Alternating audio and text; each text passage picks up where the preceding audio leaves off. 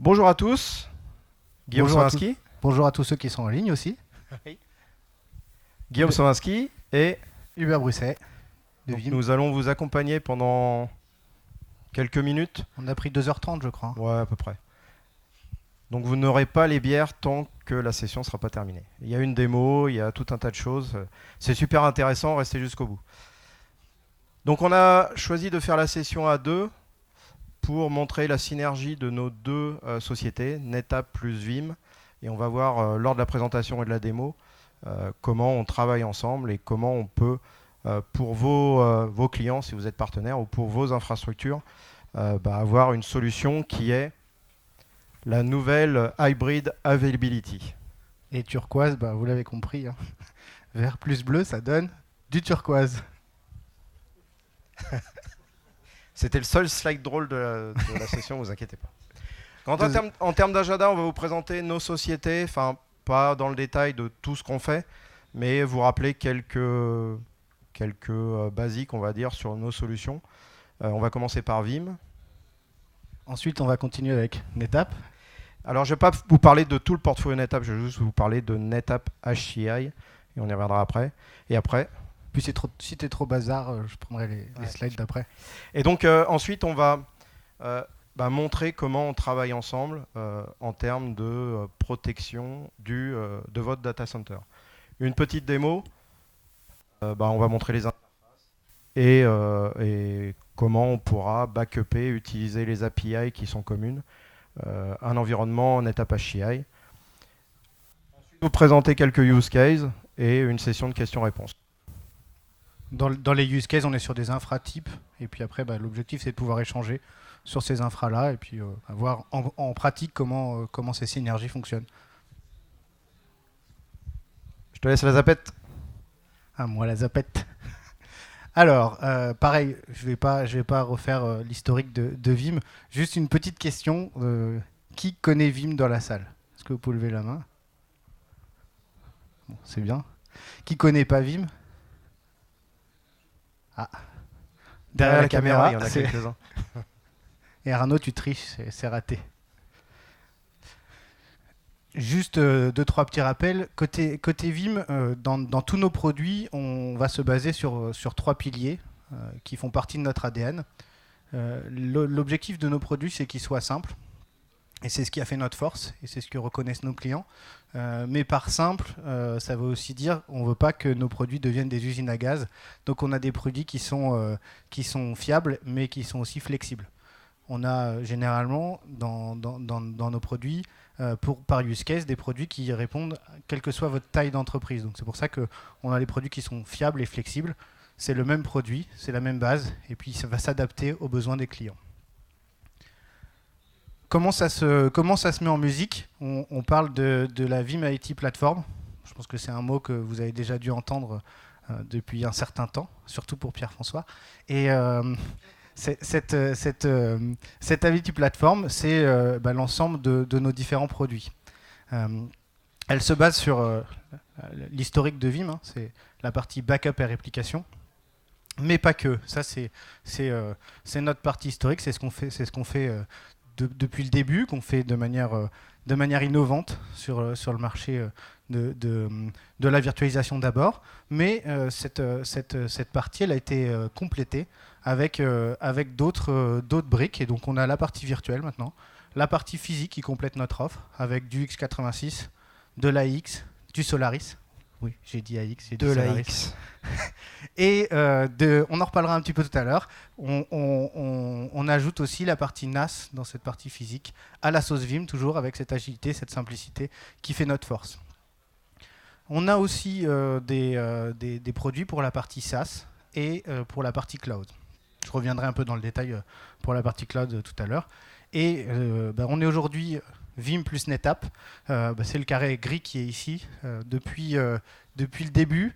Vim, on est un produit qui fait de la sauvegarde, qui fait de la réplication, qui fait de la disponibilité, mais on n'est pas tout seul dans notre coin. Et notre volonté, c'est d'interagir avec l'écosystème. Et donc, NetApp, c'est un des premiers constructeurs avec lesquels on a eu une intégration dans la partie Snap de Bay sur VMware. le backup, la réplication, l'intégration avec les snaps de baie, c'est bien, mais si on n'a pas de visibilité et pas de reporting dessus, ça ne va pas forcément être très, très, très utilisable. Et du coup, on a 2 briques au-dessus qui sont la partie orchestration pour les plans de reprise d'activité et la brique visibilité, monitoring, analyse. Je vous remets en détail ce qu'on couvre, donc la partie virtuelle, avec depuis l'année dernière l'ajout de Nutanix à HV dans nos hyperviseurs supportés. Cette année, dans la prochaine version, on rajoute le NAS, donc dans la partie physique, en plus de tout ce qu'il y avait en physique. Le SaaS Office 365, et puis sur la partie cloud, Azure AWS, IBM Cloud, et puis tous nos service providers aussi qui utilisent du Vim dans leur data center, sans pour autant que vous soyez tout le temps au courant, OVH en faisant partie. Je vous parlais tout à l'heure de l'évolution de Vim. On a démarré en 2008 sur la protection des environnements virtuels. Depuis 2012, on parle de private cloud, avec l'ajout du physique, l'ajout de composants annexes applicatifs. Et aujourd'hui, notre focus et ce qui nous reste à développer et ce qu'on va développer ce qu'on est en train de développer depuis l'année dernière, c'est toute la partie cloud. Et dans la partie cloud, on entend les service providers, mais aussi tout ce qui va être cloud public, avec des annonces qu'on a déjà faites, notamment sur AWS et Azure, et des produits qui vont venir nativement s'intégrer dans AWS et Azure, mais également compléter notre offre. Alors, attention, la slide est un peu barbare, mais elle présente un peu les différents scénarios qu'on va avoir dans un scénario hybride, et du coup qui permettent, via des outils Vim, de déplacer les workloads où qu'ils soient, donc dans un cloud public, chez soi, sur du SaaS, vers où qu'on veut, donc dans les 2 sens, par soit du backup avec API, soit du backup depuis des snaps de baie, soit du déplacement de snap de baie, soit des mécanismes natifs au cloud provider. C'est tout pour Vim. Ah. Et si vous vous souvenez du slide juste avant, pas de logo NetApp, dans celui d'avant, pas de logo NetApp non plus. Mais Hubert s'est bien rattrapé dans les slides d'après et du logo NetApp dans tous les sens. Ce qui est triste, c'est que tu n'as pas fait pareil sur les slides de NetApp. Ah. J'ai pas vu beaucoup de logos Vim. C'est pour ça que c'est ouvert. Donc je ne vais pas vous parler de tout le portfolio NetApp. On pourrait rester des heures et des heures à discuter du positionnement de notre société pour gérer votre donnée au quotidien. Je vais faire le focus sur une solution qui est NetApp HCI. Alors le HCI, tout le monde le connaît, il y a différents acteurs du marché. Notre solution, elle est voulue Hybrid Cloud Infrastructure. Et au même titre que Vim a une démarche qui va de plus en plus vers le cloud, on a une démarche qui commence on-premise, chez vous, avec une infrastructure qui va pouvoir typiquement héberger des VM. La plupart des use cases qu'on rencontre, ce sont des clients qui ont une phase de renouvellement d'infrastructure. Je veux renouveler mes serveurs, je veux renouveler mon espace de stockage. Et donc, naturellement, le réflexe de beaucoup de clients, c'est d'aller vers le HCI parce que c'est simple, parce que c'est agile, parce que ça apporte un certain nombre de fonctionnalités qui sont disponibles sur NetApp HCI. Donc, on va pouvoir héberger des VM, mais à la différence de certaines solutions, on a un mécanisme interne qui permet de garantir le minimum de performance pour que chacun soit chez soi. Je m'explique, on va pouvoir poser des VM traditionnels, des VM de base de données et du VDI. Généralement, le VDI, c'est quelque chose qu'on a du mal à maîtriser en termes de ressources, en termes de performance. On a un mécanisme de gestion de performance qui garantit que lorsqu'il y a un boonstorm ou un launchstorm le midi au niveau des postes VDI ou End-User Computing, on n'a pas d'impact sur les applicatifs type legacy. Alors bien sûr, le HCI, c'est plus de la consommation d'infrastructures comme on avait avant. On ne considère pas un projet sur les 5-6 prochaines années, si ce n'est d'un aspect budgétaire. On va commencer sereinement, j'aurais tendance à dire petit, pourquoi pas, pour le besoin d'aujourd'hui et des prochains mois, voire de la prochaine année. Et ensuite, on a l'assurance qu'on va pouvoir scaler, rajouter des ressources en fonction du besoin. On est différent des autres solutions HCI du marché dans le sens où on a dissocié le compute du stockage. Les besoins de stockage sont rarement les mêmes que les besoins de compute. Peut-être que je vais avoir quelques VM qui vont être à rajouter sur mon infrastructure, mais c'est certain que mon espace de stockage va grossir beaucoup plus rapidement. Et même dans l'autre sens, si pourquoi pas j'ai plus de VM avec moins de stockage, peu importe, Notre solution permet donc de croître de manière dissociée le compute d'un côté, le stockage de l'autre, en garantissant la performance et en ayant des mécanismes d'efficacité interne qui permettent de dire j'ai du stockage flash, parce que je suis sur une infrastructure performante, donc c'est du flash. Mais ce flash qui a un coût est rationalisé par un mécanisme d'efficacité, déduplication, compression, sync provisioning, qui vont garantir, ces mécanismes vont garantir un taux d'efficacité de 4 pour 1 pour la Virtus traditionnelle, 3 pour 1 pour la base de données et 8 pour 1 pour le VDI. Donc on a l'assurance, NetApp garantit ce taux d'efficacité et si toutefois vous ne l'atteignez pas, on saura rajouter les briques nécessaires. On a la possibilité sur NetApp HCI qui n'est pas l'unique infrastructure dans votre data center, vous pouvez avoir des besoins multiples.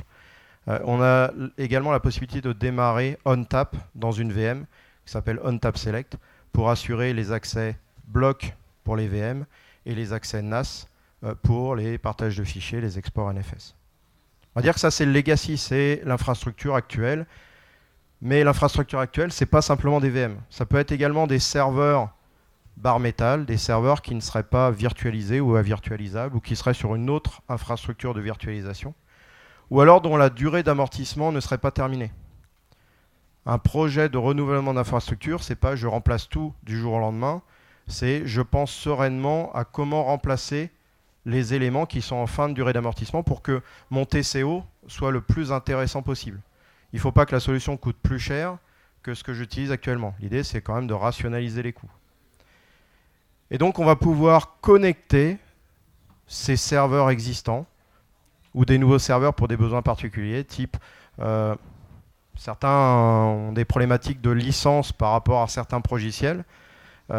Si on veut éviter de payer les licences pour l'ensemble des CPU de l'infrastructure, on peut connecter un serveur sur l'espace de stockage et donc mutualiser sur le stockage des environnements différents, encore une fois en garantissant le bon niveau de service et que chacun est chez soi.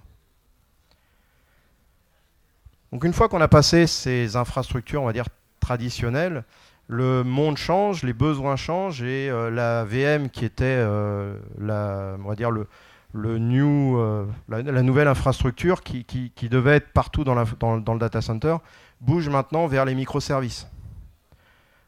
Maintenant, on a des infrastructures de type serverless. C'est un container qui va appeler un container sous forme de fonction. L'humain là-dedans, son interaction, elle doit être nulle, si ce n'est avoir designé, configuré l'infrastructure. Quand vous allez chez un hyperscaler, vous allez consommer de l'infrastructure, vous n'allez pas vous préoccuper des ressources qui sont en dessous.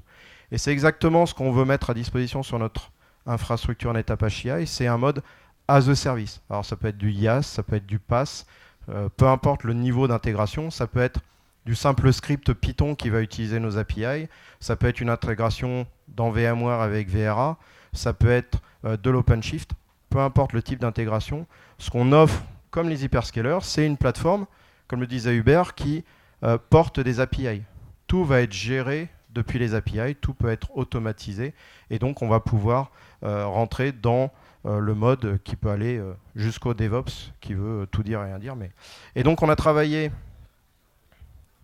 avec Red Hat pour aller plus loin dans le platform as a service, en travaillant sur une infrastructure OpenShift. Donc dans un premier temps, OpenShift basé sur VMware, sur NetApp HCI, et dans un deuxième temps, ce qui a été annoncé en début d'année, c'est OpenShift sur OpenStack sur NetApp HCI. Donc que vous ayez un modèle avec du VMware où je consolide toute mon infrastructure virtualisée, que ce soit des containers ou que ce soit des VM traditionnels, ou que ce soit sur un mode vraiment plateforme as a service basé sur OpenStack, on saura mutualiser, consolider encore une fois sur cette infrastructure. Un point particulier sur les containers, tout le monde est intéressé à conserver les données des containers. Quand vous appelez Siri, vous n'avez pas forcément de préoccupation à conserver le résultat de savoir quelle heure il est ou quel temps il va faire demain. Par contre, lorsque vous lancez des containers qui vont gérer des bases de données, c'est très intéressant de conserver le résultat de cette base de données. Quand vous clonez le container, lorsque vous déployez le container, il faut que le stockage associé soit déployé dynamiquement. Donc on a développé de manière communautaire un plugin qui s'appelle Trident. Et ce plugin Trident fait le passe-plat entre l'orchestration des containers et la plateforme. Alors oui, je parle NetApp HCI, mais comme je vous l'ai dit, on dispose d'un portfolio, on a des infrastructures on-premise physiques, virtuelles, on a des infrastructures dans le cloud. Peu importe le type d'infrastructure, où est-ce que vous êtes, que ce soit un mode privé, un mode hybride ou un mode complètement dans le cloud public, Trident saura vous apporter cette agilité à la gestion de votre stockage. En termes d'API, il n'y a pas qu'avec Vim ou avec OpenShift, OpenStack qu'on sait fonctionner. On travaille fortement avec Ansible de manière à s'intégrer avec vos outils d'automatisation. Ansible, c'est l'outil préféré de toutes les entreprises. Et donc, n'importe quelle on va dire, entreprise qui est dans un mode as a service, qui automatise son infrastructure, aura des gens compétents sur Ansible et donc sera à même de déployer efficacement une infrastructure HCI. Donc on a vu les infrastructures type legacy, le DevOps chez vous, mais quelle est l'intégration dans le mode hybride? Donc on a un passe-plat entre ce qu'on fait chez soi et ce que vous avez ailleurs. Donc un exemple, si on reste sur les containers, ça serait d'avoir des pods Kubernetes qui soient chez vous et pourquoi pas chez Amazon ou chez Azure. Et tout va être piloté depuis une plateforme centrale, tout va être déployé depuis une plateforme centrale, que ça soit chez vous ou que ça soit ailleurs. L'intérêt vraiment de cette plateforme, encore une fois, c'est de s'appuyer totalement sur les API et d'avoir une plateforme qui est prête pour faire du as a service. Le as a service, ce n'est pas quelque chose qui est figé. NetApp continue à développer, à mettre à disposition des services cloud qui sont pensés pour apporter des nouvelles fonctionnalités, des nouveaux services à vos métiers. Et donc pour l'instant, on a un service qui s'appelle Kubernetes as a Service, qui déploie du Kubernetes, mais il y a d'autres services qui vont arriver. Et la plateforme NetApp HCI va être la plateforme sur laquelle vont être déployés dynamiquement depuis Cloud Central chez vous ces services, au même titre qu'ils pourront l'être chez les hyperscalers. Donc voilà un rapide coup d'œil sur qu'est-ce que NetApp HCI. Si vous retenez qu'une chose, c'est qu'on est sur une plateforme HCI différente des autres, parce qu'on a choisi d'être différent, avec une croissance dissociée, qui apporte des services et qui s'intègre parfaitement dans le SI traditionnel et dans le cloud. Donc maintenant, quid de... Ça y est, on remet un peu de verre là-dedans. On remet un peu de verre, voilà. Ça y est, il y a deux logos, on va avoir NetApp et Vim. Alors pour commencer, on va peut-être parler un peu de l'historique de notre partenariat.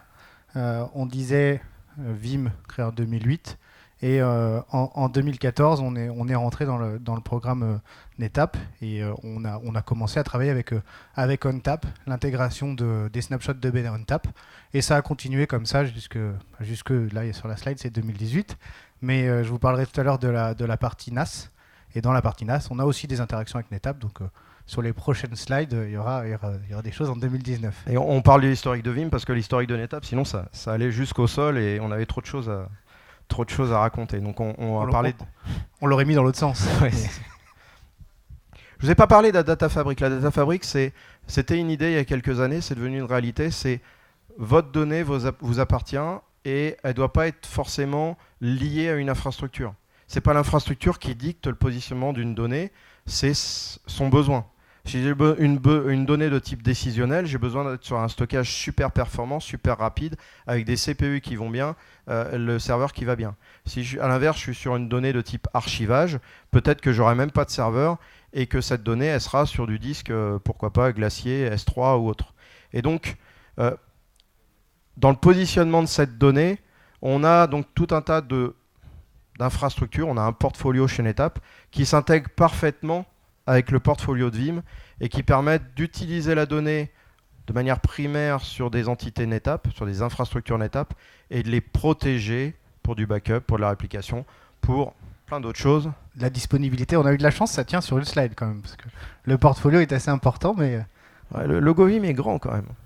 Ah.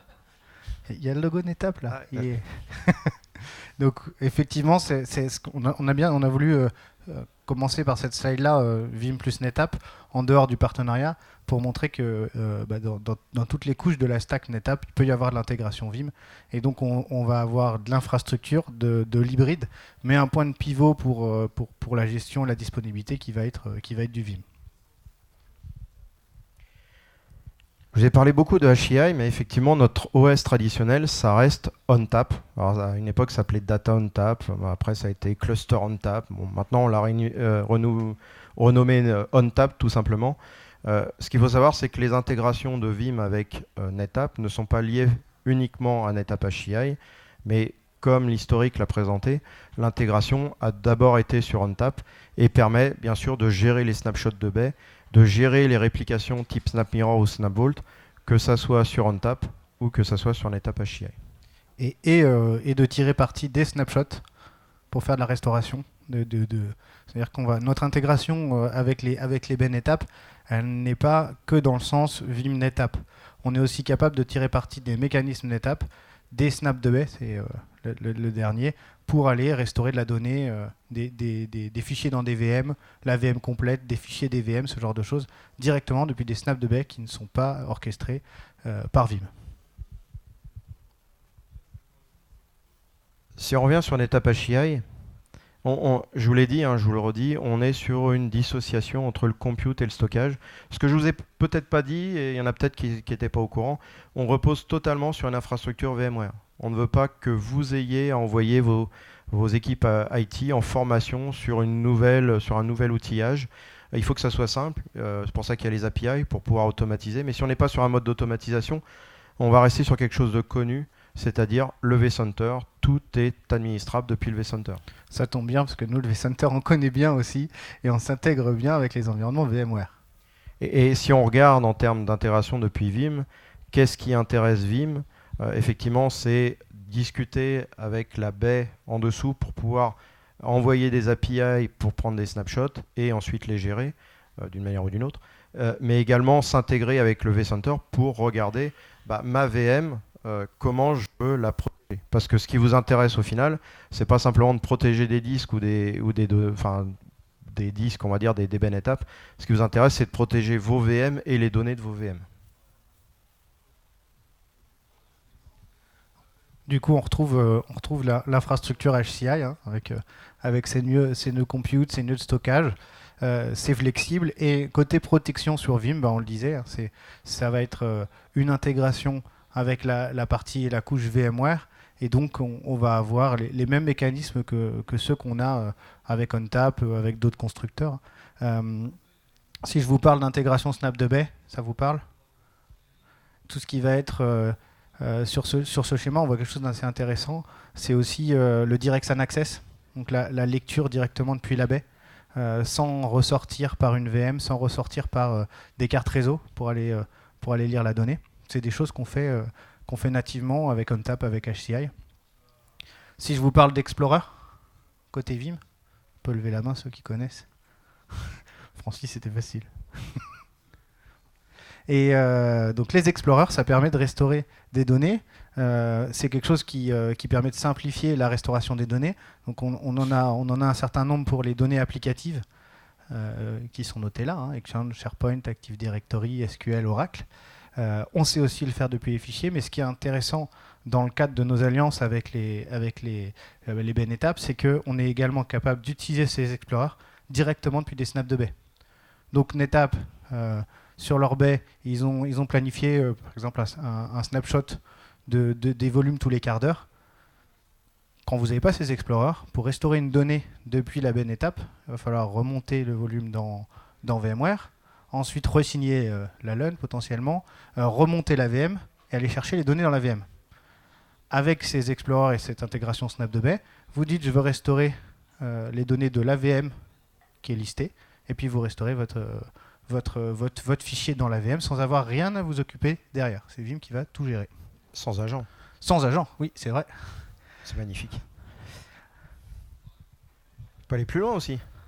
Et oui, si je parle de Instant VM Recovery, peut-être qu'en ligne, on a des gens à qui ça ne parle pas, alors on va quand même le détailler, parce qu'on ne vous oublie pas en ligne. Le principe, c'est qu'on a des archives de sauvegarde et des snaps de baie qui sont autosuffisants. Donc on va pouvoir les lire et on va pouvoir aller remonter depuis les archives de sauvegarde une bulle isolée dans l'infrastructure VMware, et depuis cette bulle isolée, faire des choses. Donc on a commencé avec quelque chose qui s'appelait Virtual Lab. de l'instant de VM Recovery. Et aujourd'hui, on parle de Data Lab parce qu'il n'y a plus qu'une seule fonctionnalité. C'est un lot de fonctionnalités. Dedans, on va parler de jobs de Sure Backup qui permettent de tester les sauvegardes. Mais on parle aussi de Secure Restore qui permet de tester ces sauvegardes avec un antivirus dans une bulle isolée ou au moment de la restauration. On parle aussi de Stage Restore, le fait de, depuis ces mécanismes-là, restaurer dans une bulle isolée ces machines avant de les mettre en production. Et ces jobs-là, on peut aussi utiliser ces mécanismes-là depuis des snaps de baie pour faire ce qu'on appelle des on-demand sandbox. Donc un environnement isolé qui soit la copie conforme de votre production, mais plus depuis des backups, depuis des snaps de baie, donc en tirant parti de tout l'environnement et de toute la puissance des baies SAN ou des baies hyperconvergées. Et l'intérêt, du coup, c'est d'avoir une seule métadonnée sur notre environnement. On va avoir une unicité des blocs, et lorsqu'on va prendre un snapshot avec Vim, on va pouvoir cloner ce snapshot sans utilisation de blocs supplémentaires, donc sans consommation d'espace supplémentaire, et on va pouvoir monter donc les virtual labs, que ça soit sur le site primaire en consommant pas de volumétrie, voire en bénéficiant dans le portfolio NetApp de la baie iSeries. Donc la baie iSeries, c'est une baie qui est, on va dire, je ne vais pas dire pas intelligente, mais presque, elle n'apporte pas de service à la donnée. C'est juste de la donnée brute, soit très capacitive, soit très performante. Et dans notre cas, ça sera de la donnée très capacitive avec des disques de type SATA qui vont délivrer quand même un certain niveau de performance de manière à assurer que les VM vont pouvoir tourner correctement. Et donc, on va pouvoir soit les utiliser, démarrer les VM sur le site primaire avec le flash, sans consommation d'espace, soit sur le iSeries. Il n'y a pas d'intégration compliquée à réaliser. Le tout est piloté par Vim et l'intégration se fait via la data fabric de NetApp. Et on rejoint un peu ce que tu disais tout à l'heure. Hein, c'est pas à vous de vous adapter au soft, c'est au soft de s'adapter à vous. Et donc, en fonction des cas d'usage, si c'est des tests depuis des backups, on n'a peut-être pas forcément besoin de performance, donc on va utiliser la partie stockage de backup. Si par contre c'est un environnement de lab qui va servir à de la formation, à des tests les tests de montée de version, des tests de mise à jour de patch, là on va peut-être plus avoir besoin de puissance et on va tirer parti des snaps de baie. En termes de conservation de données, ce qui est intéressant également, c'est de pouvoir s'appuyer sur non pas du stockage bloc primaire, mais sur du stockage de type S3. Donc NetApp à son portfolio dispose d'une solution qui s'appelle Storage Grid. En termes de versatilité, vous pouvez l'installer sur des serveurs physiques, vous pouvez l'installer en mode container sur les appliances de stockage, vous pouvez les installer en mode VM, vous pouvez les installer, les déployer dans le cloud, c'est dans le marketplace d'Amazon, d'Azure et de Google, je crois. L'idée, c'est vraiment d'avoir une grille unique qui va être le repository pour ces données, alors qui peuvent être des données de backup, des données de PRA, mais qui vont pouvoir être gérées en termes de SLA, en termes de lifecycle management.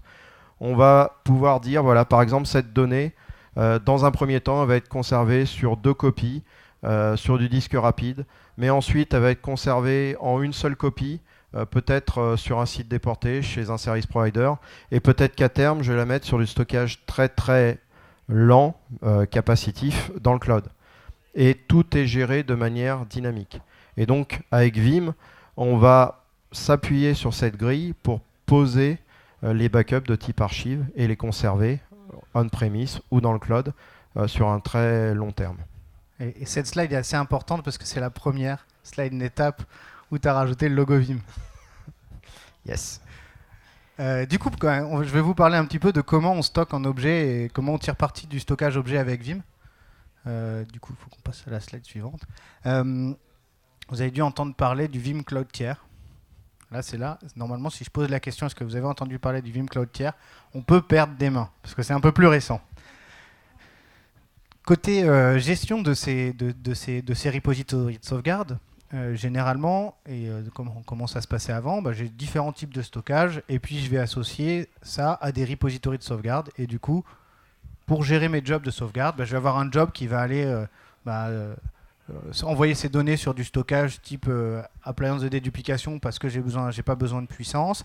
Je vais avoir des données un petit peu plus critiques sur lesquelles je vais avoir besoin d'un peu plus de disponibilité. Je vais mettre ça sur du DAS ou sur des Bay Series par exemple pour avoir un peu plus de puissance. Et du coup, je gère ça de manière hétérogène. Comment on a répondu à cette problématique de simplifier la gestion de ces différents types de stockage? Chez Vim, on a créé ce qu'on appelle le Scale-out Backup Repository. Alors si on veut être dans l'air du temps, on peut dire que c'est un Software Defined Repository. C'est l'agrégation logique de plusieurs types de stockage, plusieurs repositories dans un repository logique.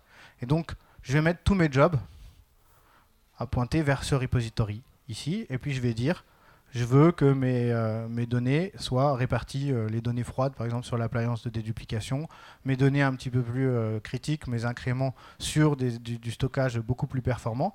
Et du coup, c'est Vim qui va se charger de répartir ces données-là et de gérer aussi l'indisponibilité du matériel. Si je dois rajouter un matériel de stockage parce que j'en ai un qui est saturé, je vais le rajouter dans ce Scale-out Backup Repository.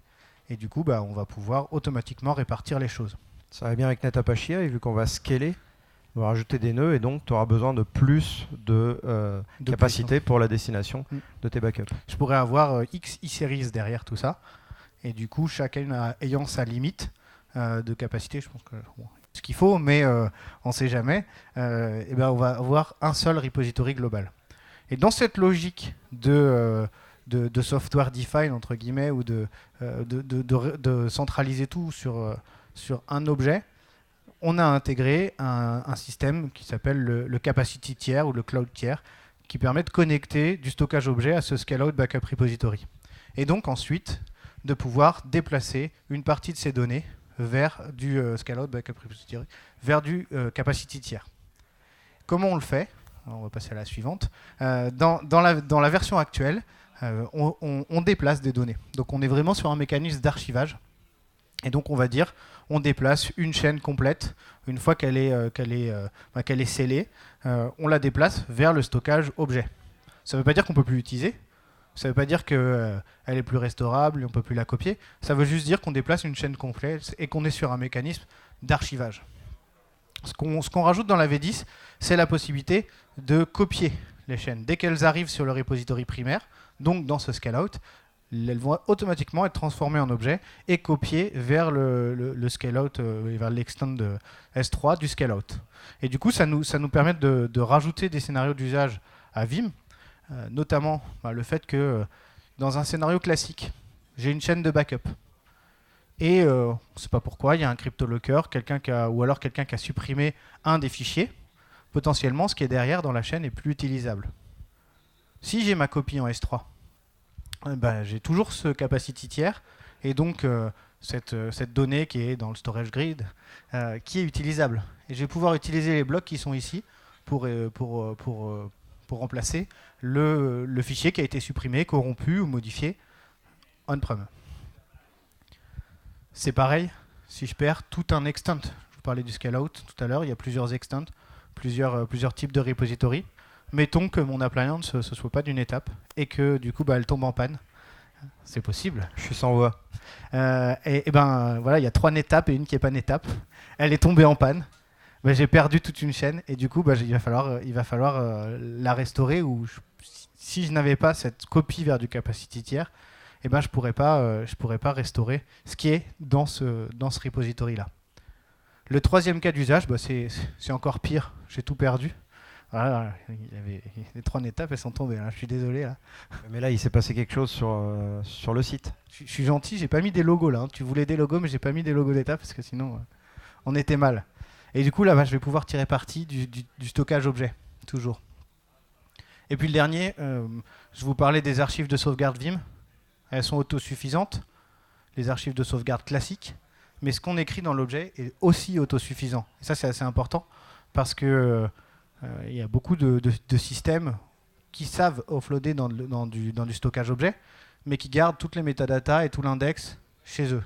Et du coup, si vous perdez le catalogue, la base de métadatas, vous perdez tout, puisque les données qui sont dans l'objet sont plus utilisables.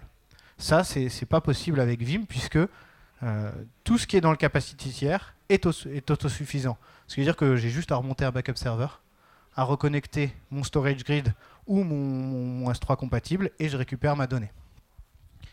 Et dans la logique où je vous parlais du fait que ce soit autosuffisant, que ce soit protégé, on est également capable de tirer parti des API S3 d'Amazon et du coup d'utiliser les buckets immuables ou immutability bucket en anglais, la possibilité de locker des objets sur une date.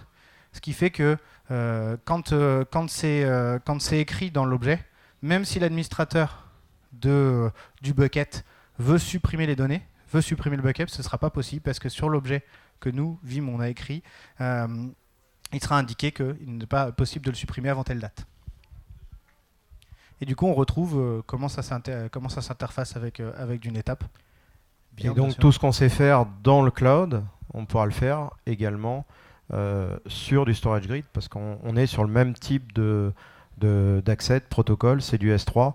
Et donc, on peut très bien avoir, encore une fois, du primaire capacitif performant avec du compute, du stockage, répliqué sur une base series hautement capacitive et déporté, déchargé dans le cloud étant dans ce cas-là du storage grid. Et ce que tu disais tout à l'heure sur la partie storage grid, il faut voir le storage grid. Ici, on n'a pas dessiné une appliance, on a bien dessiné un petit nuage et un grid. Enfin, quand je dis on, c'est une étape, mais c'est pas une appliance, c'est vraiment un connecteur. Et du coup, on le verra dans les use cases tout à l'heure, mais le storage grid peut lui aussi avoir son life cycle policy sur les datas qui sont ici et dire je veux une copie autre part. Par exemple dans du cloud public, une copie sur un autre storage grid qui ferait partie du grid, ce genre de choses. Et donc on peut avoir comme ça des complémentarités, comme on l'avait à la source, mais on peut avoir aussi des complémentarités à la destination de nos archives de sauvegarde et nos fichiers de sauvegarde. Alors je crois que tu veux nous parler de quelque chose qui arrive dans la prochaine version maintenant. Mais par contre, qui est là depuis longtemps chez NetApp. Les filers. Surtout sur ONTAP, on en a entendu beaucoup parler, nous, pendant des années. Donc on est super content que cette fonctionnalité arrive. On n'a plus le droit d'appeler un filer pour tous ceux qui sont là depuis très longtemps. Moi, ça va faire 13 ans que je suis chez NetApp. Donc avant, on appelait ça des filers. Maintenant, c'est des baies ONTAP. Mais effectivement, je te rejoins. On fait du NAS, du CIFS, du NFS. Et comment les sauvegarder ? Eh ben, ça tombe bien. On fait du NAS. On fait du CIFS, on fait du NFS. Donc on sera capable, dans la prochaine version de Vim Backup et Réplication, donc la V10, qui est sous presse, de sauvegarder différents types de stockage en termes de stockage NAS. Donc là, on a listé les différents types qui sont possibles d'ajouter dans Vim. Du CIFS, du SMB, du NFS, la classique. On sait déjà faire du NDMP to tape, donc on avait déjà une interaction pour de l'externalisation de Snap de Bay. Ça reste propriétaire. Et ce qui est important de préciser dans cette implémentation, c'est que c'est une implémentation à la sauce Vim et tous les mécanismes que vous connaissez, l'innovation que vous connaissez sur Vim, on l'adapte sur cette partie NAS. Et donc on va avoir un processing qui est vraiment un processing file-based. Donc on va processer des fichiers. Par contre, c'est une implémentation Vim. Donc, dans ce qui est sur la partie backup et réplication, j'ai eu quasiment toutes les mains levées sur je connais Vim. Vous savez qu'on a une architecture décomposée par rôle avec un backup server, des proxys pour aller processer la data et du coup augmenter la puissance de processing de backup. Et ben, on a exactement le même principe. Quand je dis exactement, c'est le même principe, c'est pas les mêmes moteurs. Pour la partie NAS, donc on va avoir nos file share, on va avoir des proxys qui vont avoir certains mécanismes pour processer le NAS. Je reviendrai un peu tout à l'heure dessus. Et ces mécanismes-là, ils vont notamment aider pour tout ce qui est incremental backup.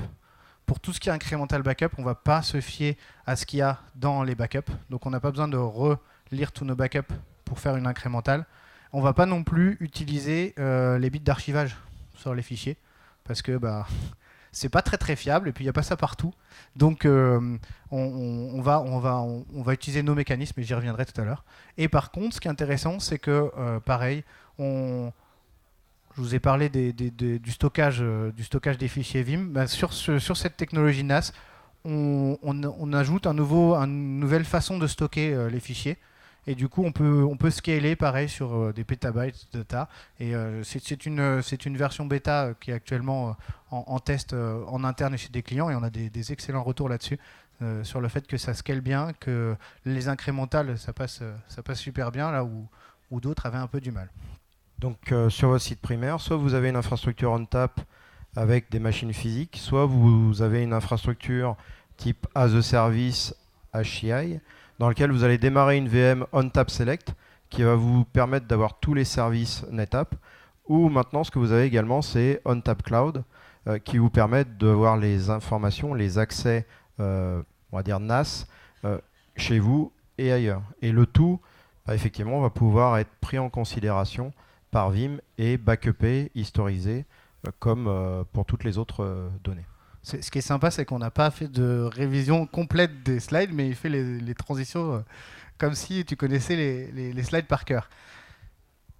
On aime bien interagir avec notre écosystème chez Vim, et donc dans la partie NAS Backup, on ne va pas réinventer la roue, et on s'est déjà travaillé avec notamment NetApp sur tout ce qui est snap de baie. Et donc on va pouvoir tirer parti des snaps de baie NetApp pour faire du processing de fichiers et pour faire le NAS Backup.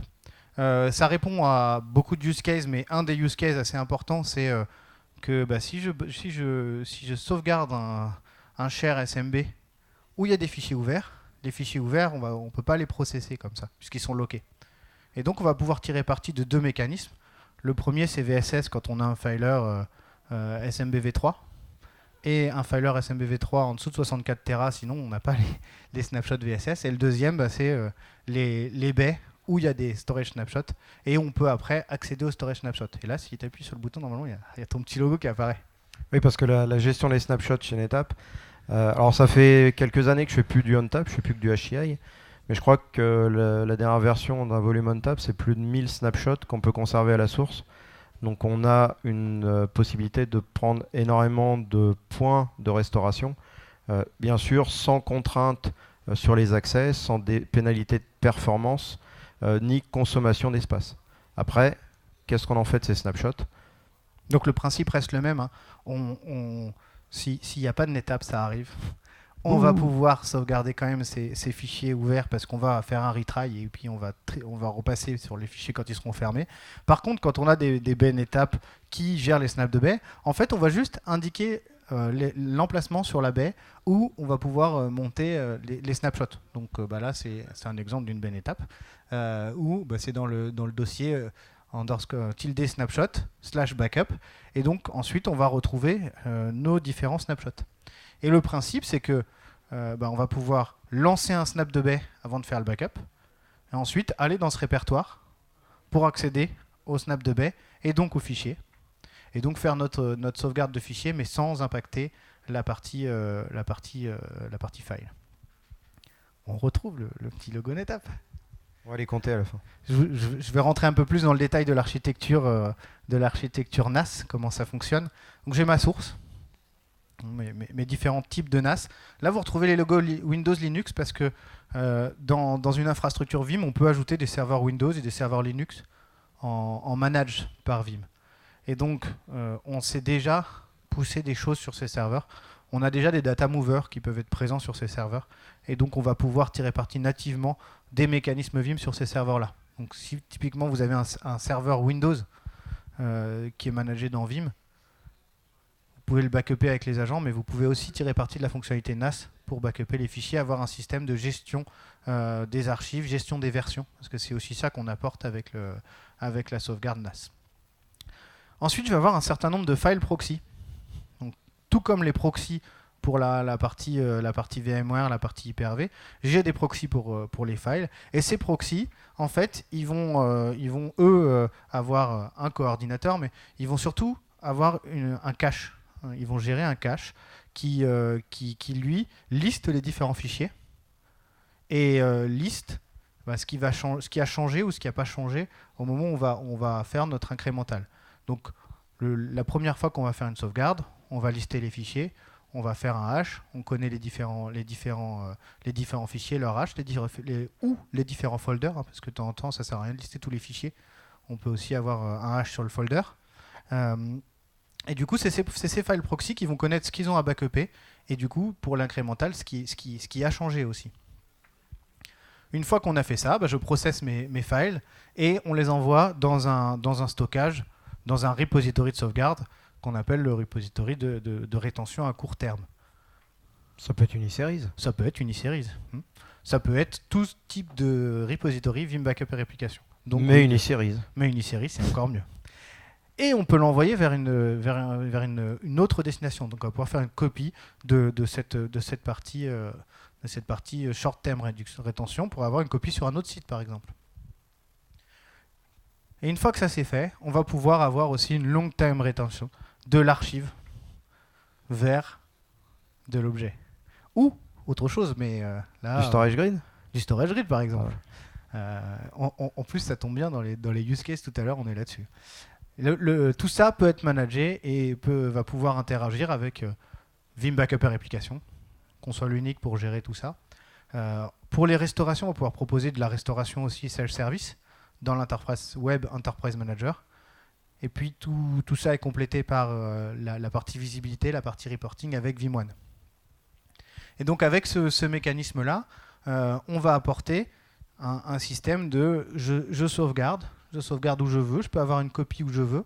J'ai un processing qui est extrêmement rapide puisque je ne processe que ce qui a changé. Et comme j'ai un coordinateur et du repository de cache et que je peux régénérer mon cache, j'ai pas de single point of failure sur les proxys. J'ai quelque chose qui va se scaler en fonction de l'infrastructure. Et je vais pouvoir garder, comme on est dans de la sauvegarde d'environnement NAS, donc de filer, ou de on-tap file, si tu veux, je vais pouvoir aussi garder un historique des versions. C'est ce qui diffère un peu de la partie backup où je prends une photo d'un workload à un instant T. Là, on va sur des fichiers qui peuvent être un outil de travail, je vais avoir besoin peut-être de garder l'historique des versions. Et c'est là qu'on retrouve ce mécanisme avec de l'archive, parce qu'on a peut-être besoin d'avoir dans le short-term rétention les dernières versions, et puis les versions d'avant, qui sont eux pour de l'archivage, dans du stockage à long terme rétention, et c'est pour ça que l'object storage arrive ici. Bon, on leur montre 2-3 trucs. En termes de démo, on va vous montrer les interfaces. Alors il n'y a rien de super évolué, c'est juste vous montrer comment l'intégration est réalisée entre Vim et NetApp sur une infrastructure HCI. Donc si... Oh c'est beau. Ça nous emmène dans le désert. Faut trouver la bonne fenêtre. Donc je voulais vous montrer déjà dans un premier temps notre intégration NetApp HCI, notre outil de gestion de notre environnement.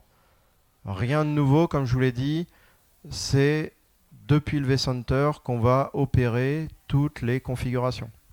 Vous reconnaissez votre vCenter en version HTML, tant qu'à faire.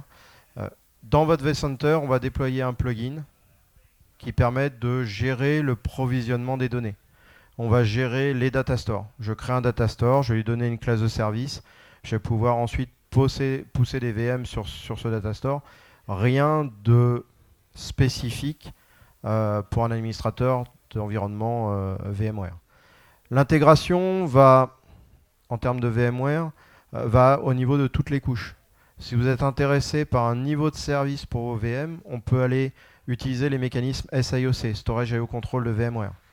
On peut utiliser les vVol qui vont permettre d'appliquer des niveaux de service, non pas au data store, mais cette fois-ci au niveau de la VM. Et au sein d'une VM, on sait qu'on a certains types de fichiers. Enfin, on a les fichiers de config, on a le swap, on a le $, on a les data. Nous, ce qui nous intéresse, ce sont les data. Donc avec les vVol de VMware et notre intégration de notre mécanisme de QoS, de garantie du minimum de performance, on va pouvoir assurer, par exemple, si on a une VM SQL, que les data files, les index et le bon niveau de service versus le $, et pourquoi pas le swap, et surtout les fichiers de config, auront des niveaux de service très faibles. On va associer le bon niveau de service, encore une fois, aux besoins métiers et à la donnée.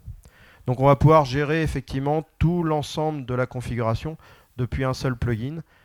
Je vous l'ai dit, on peut gérer des serveurs qui sont dans le HCI, les serveurs dans le cluster ESX, mais on sait aussi gérer des serveurs externes. Si vous avez un serveur où il y a une base de données ou qui est non virtualisée, ça ne sert à rien d'aller dans un autre outil. De la même manière, on pourra tout gérer depuis le vCenter. L'objectif, c'est encore une fois, c'est que ça soit simple et facile à appréhender par les équipes admin.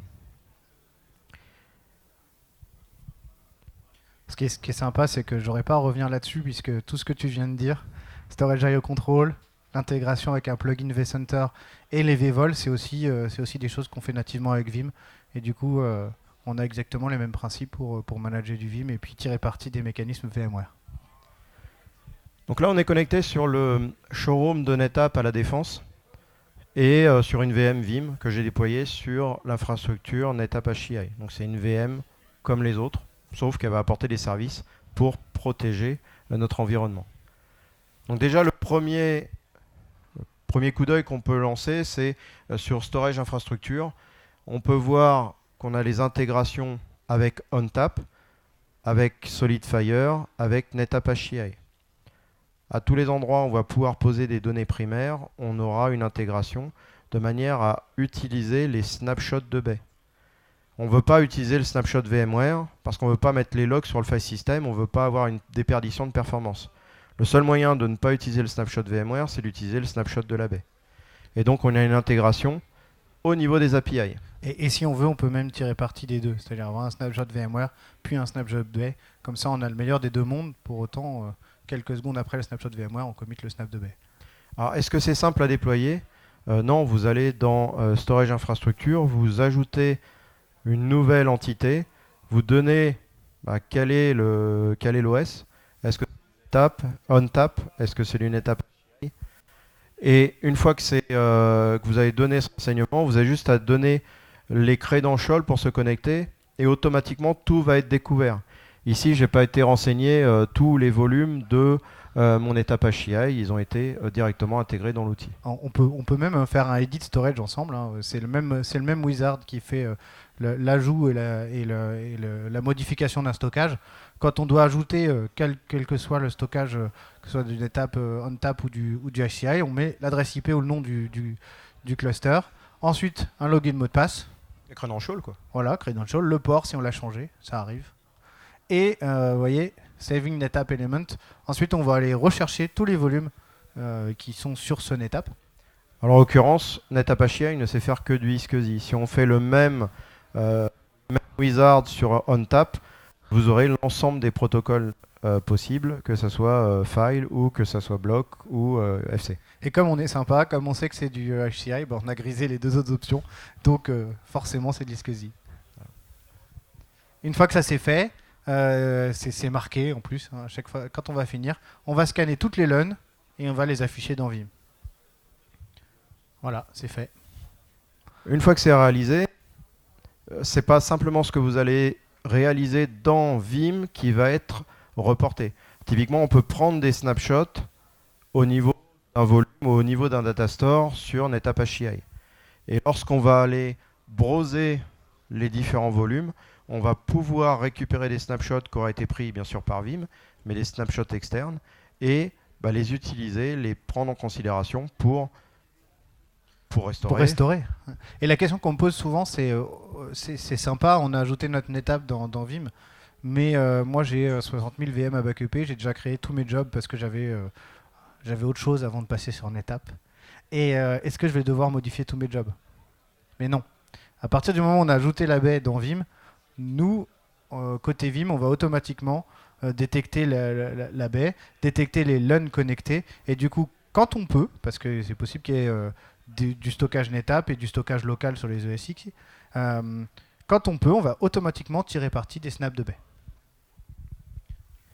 Donc par exemple, si on veut prendre un backup, je crée un nouveau job, pourquoi pas, et je vais directement m'intéresser.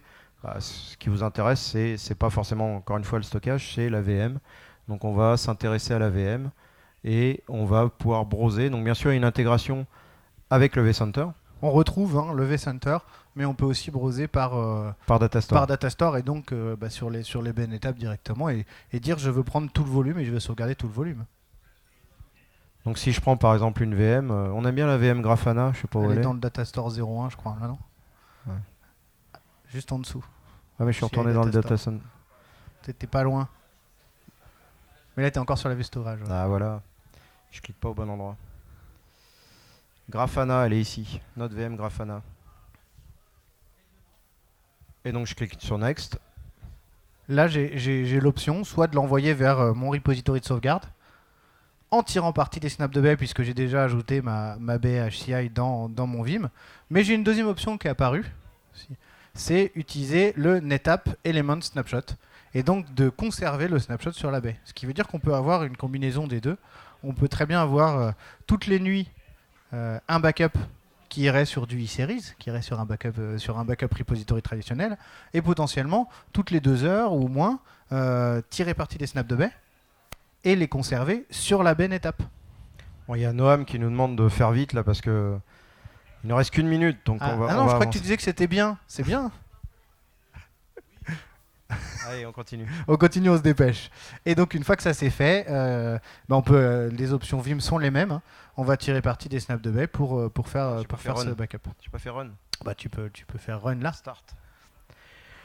Un point intéressant, c'est lorsqu'on veut pouvoir aller restaurer des fichiers au sein d'une VM. Alors, pour aller plus vite, et vu qu'on est pris par le temps, j'avais déjà ouvert un wizard qui est je veux pour une VM aller chercher des fichiers. Donc, ce qui est intéressant, c'est qu'on va monter une VM, dis-moi si je me trompe, depuis un snapshot directement. depuis un snapshot, et donc on va pouvoir browser les VMDK, et il a reconnu automatiquement que c'était une Linux. Et donc là, j'ai mes différents devices et je vais pouvoir aller chercher les fichiers qui m'intéressent. Et donc derrière, dans le wizard qui était là, on voit bien qu'on a monté un snapshot de baie et qui s'appelle Snap 2019-09-26. C'est aujourd'hui. C'est aujourd'hui. C'est étonnant. Et ce snapshot, on l'a utilisé pour faire la restauration. Et si on retourne dans l'interface Vim quelques instants, on voit ici Storage Snapshot. Et donc on va pouvoir voir les différents storage snapshots qui sont disponibles et faire des restaurations depuis ces snapshots. Et donc ça veut dire que si demain, tu vois aussi là, maintenant tu as envie de créer un snapshot sur ta baie HCI, tu peux le créer et moi je vais pouvoir restaurer des fichiers directement depuis ce snapshot. Et si on va dans Storage Infrastructure, on va le retrouver. Hein. Tout à l'heure, je crois que c'est sur le Datastore 01, il faut descendre un peu. Voilà. On retrouve les différents snapshots qui ont été faits par Vim et ceux qui n'ont pas été faits par Vim. Par exemple, celui-là. Et si on va dessus, on retrouve les VM et on va pouvoir restaurer les VM, les fichiers applicatifs, faire des restaurations de tout ça. On a fait vite sur la démo, on va parler de quelques use cases parce qu'on est déjà out of time, comme diraient nos amis américains. Mais il nous a dit c'est bien. Donc il a dit c'est bien. Donc alors maintenant, si on met quelque part des produits sur tout ce qu'on vient de dire, on met en primaire, comme on l'a dit, du ONTAP ou du HCI, ont une infrastructure qui va permettre d'héberger des VM, donc avec du VMware. Le tout va être intégré dans Vim. On va tirer parti du backup from storage snapshot. On va tirer parti du direct SAN access, donc du backup sans accès, sans passer par le LAN. Et puis on va pouvoir envoyer ça vers nos repositories. Et on va l'envoyer, nous, pourquoi pas sur une baie series. Voilà. Mais là, il y a 3 logos d'étapes sur cette slide. Hein. Dans ce cas-là, le pilotage de l'envoi des données est réalisé par Vim. Et ce pilotage est d'autant plus important si on veut rajouter une baie supplémentaire. Donc on n'a pas parlé des protocoles, il y a un protocole de réplication qui s'appelle SnapMirror qui est connu par tous les gens qui font du NetApp depuis des années. SnapMirror, c'est un protocole sur IP qui permet de répliquer des données, soit pour un PRA, soit pour conserver à destination dans son mode Snapball des données pour historisation. Et donc dans ce cas-là, le principe c'est que j'ai mon infrastructure de production et j'ai en plus une infrastructure secondaire avec une baie NetApp qui est là au cas où. Ce que Vim va faire, c'est qu'on va toujours tirer parti du snapshot de baie, mais en fait, on va demander à NetApp d'orchestrer un SnapMirror. Donc en fait, je vais demander un snapshot sur la production. Ce snapshot, je vais l'envoyer via SnapMirror ou SnapVault vers la baie secondaire. Et ensuite, je vais faire mon backup depuis la baie secondaire. Donc on parlait de l'intégration Snap de baie. Là, on va encore plus loin parce qu'on va faire une intégration Snap de baie primaire. Mais ensuite, on va tirer parti d'une baie secondaire qui, elle, n'est pas en production pour faire le backup. Et comme aujourd'hui, on parle d'hybride, ça tombe bien, on pourrait penser à avoir ces mécanismes-là dans le cloud. Puisque... Oui, parce que typiquement, le Snap Mirror, comme je vous l'ai dit, c'est une application sur IP. L'IP, c'est pas lié à un emplacement physique, donc on peut envoyer dans le cloud. Et donc, au même titre que nous, on s'est démarré une instance ONTAP dans le cloud, Vim saura gérer ces données depuis le cloud. Exactement, et du coup, on pourrait dire, on vous a montré le backup from snapshot tout à l'heure, donc j'orchestre un snap. Et bien là, on peut très bien dire j'orchestre un snap, je l'envoie dans cette baie-là et je le conserve 14 jours. Et du coup, j'ai mon repository qui a une baie ONTAP dans le cloud. Tu dis plusieurs fois j'orchestre un snap? Je lance l'orchestration du snap NetApp. Ça, c'est nouveau, ça. Ça, c'est nouveau. Enfin, pas le NAS chez NetApp. Pas le NAS chez NetApp. Mais chez Vim, oui. Donc, c'est la même chose.